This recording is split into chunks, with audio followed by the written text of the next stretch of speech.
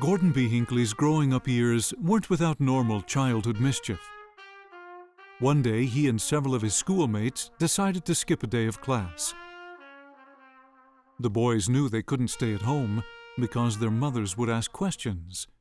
They couldn't go to a movie because they had no money. And they didn't want to go to the park for fear the school's truant officer would catch them. After much deliberation, it was decided they would just wander around and waste the day. The next morning, the principal, Mr. Stearns, was at the front door of the school to greet us. His demeanor matched his name. He said some pretty straightforward things, and then told us that we could not come back to school until we brought a note from our parents. I remember walking sheepishly in the house. My mother asked what was wrong. I told her. I said that I needed a note. She wrote a note.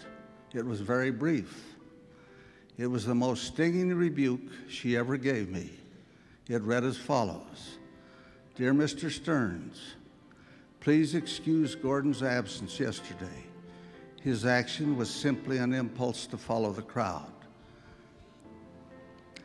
I do not know whether he read them, but I have never forgotten my mother's note.